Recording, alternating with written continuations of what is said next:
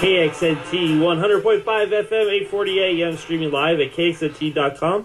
We are taking your calls, 733-KXNT, 733-5968. We've got about 8 minutes left, so I want to get through these calls. We're going to get to all of your calls. Terry, you're on Steve Norton Live. Hi. I think HOAs are a wonderful thing. And unfortunately, a lot of these people buy these homes. I live in an HOA, and before I bought my house, I read the rules and regulations. And you know what? If I didn't like it, just like if I didn't like this station, I could change it. I could have bought a house somewhere else. I personally agree with you, Terry. I think HOAs have a good purpose, and I wouldn't live in one in this city without an HOA. Terry, let me just answer that question. A lot of times, before you buy, you read the rules, you read the CC&Rs, and then you get a new board that comes on board, and they change the rules. They can't just change them. The rules? Yes, I'm sorry, ma'am. Terry, they can change the rules. The CC&Rs need a vote of the homeowners before they can be changed, but not the rules. Actually, we've tried to change a couple of our rules to make them a little more lenient in our neighborhood, and it was a process. It wasn't just, okay, this is what we're going to change, and we changed it. And you know what? I've lived out here for 12 years in a home that was not an HOA, and frankly, I don't know why many people buy houses, because they don't take care of them. They don't. I mean, I used to live back east where you had an acre piece of property, and you know what? It was maintained meticulously. Out here, it's a big difference. It's a 2x2 yard. Yeah, it's a big difference, Terry. I appreciate your call. I appreciate your call, Terry.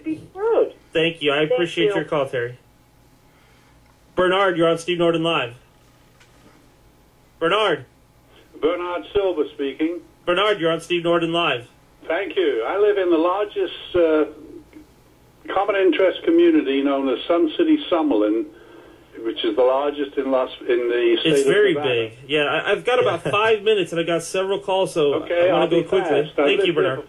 I've lived here for 14 years, and I find that the successive abuse by the boards of directors in violation of the Articles of Incorporation, which is what I bought on, which is Article 81, NRS 81, is tremendous.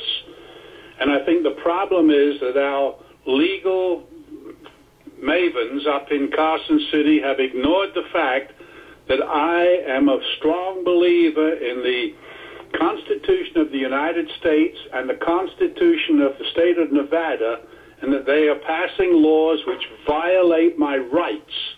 You're 100% right, sir. And what I suggest is, when it comes time to vote in the next election, we will be posting who has been homeowner-friendly and who has not been homeowner-friendly in current legislation. As I said at the beginning of the program... Give out the phone number again, too, for them to call, because they shouldn't just have to wait till the election. They can call up there now. Call Stephen Horsford. It's a 702 area code. It's 486-2626. It's the state legislature, the switchboard. Ask for Senator Stephen Horsford, and tell his office. Thank you for your call, Bernard.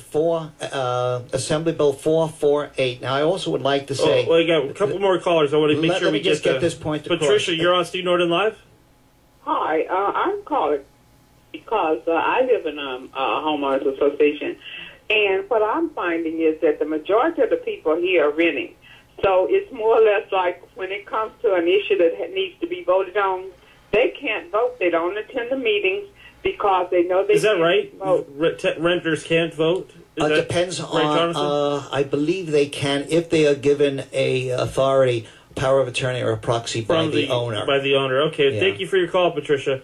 Victor, you're on Steve Norton Live. Yeah, hello. Great subject. Las Vegas realtor, resident of a homeowners association.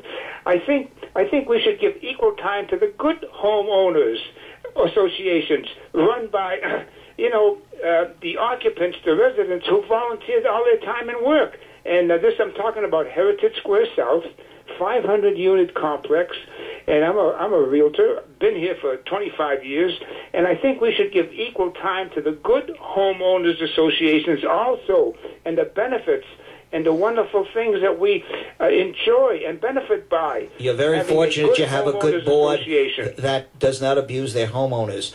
I'd be glad to share with you hundreds of complaints, and all you have to do is look at Channel 13, Darcy Spears' investigative reports, and the abuses that she's turned up, where one board cut the water main to a homeowner. I've got another gentleman where the board sent a landscaper in to replace the neighbor's lawn, and they took his out by mistake, left him with dirt, and then the board started fining him for not having grass in front of his house. And that's a good board? I don't think so. Thank you for your call, Victor. I'm going to give you a brief example here of why I think HOAs are important. And because they like the caller said, they do get a bum rap. Some of them are okay. And there's good and bad. I'm going to give you an example of a situation where I think that having an HOA would have helped. It's a client of mine. It's a husband and wife, and they were in their late 80s, and they had a home that they kept meticulous. I mean, they kept it completely beautiful, and they wanted to sell their house, and they wanted to move to Florida, where the grandkids are for the last, the golden years that are left. Life. And we put the house up for sale, and we could not sell it. And it's because when you first drive in the neighborhood, there's graffiti on the brick walls. A lot of the yards are there's no grass left. It's just the grass has been gone for so long that they've blown away. It's just dirt. There's cinder blocks everywhere. There's cars that are being worked on. There's oil stains everywhere, and it's just completely dilapidated, and it has hurt that homeowner's value. And were they responsible? Not at all. They kept their house meticulous. Now, if they had been in an HOA, it never would have gotten that far.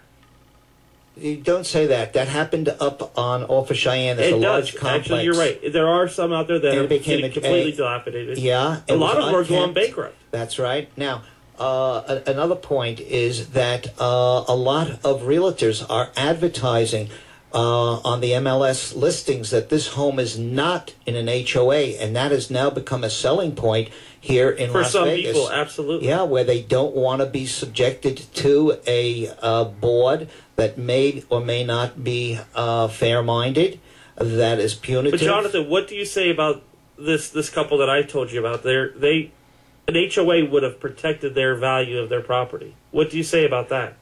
Well, up until 2 years ago, the HOAs here in this state could not go onto somebody's property if the house had been foreclosed and the grass wasn't being watered, the weeds were growing, the place was in a unmaintained status.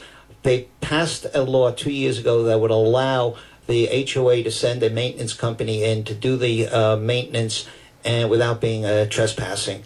So there are some safeguards, yes, but when you get a board that accuses somebody unjustly, and you get a board that acts as judge, jury, and executioner, when they don't have the expertise, you're defying the whole Constitution of the United States, and you're taking due process away from them. So you believe in HOAs as long as they're They're controlled. They're not allowed to run wild. As I said earlier, with the arbitrators in this state, they have just been given a free hand, and they have turned this into a cash cow, and they are milking it for all it is worth. They are charging people of thousands and thousands of dollars, taking a simple dispute and escalating it and dragging it on. There was one case where the arbitrator dragged on the case for 6 months, and it was over the fact that the sub-association hadn't got approval from the Master Association on approval of gates. The Master Association said, well, you didn't ask our approval and you didn't meet our standards.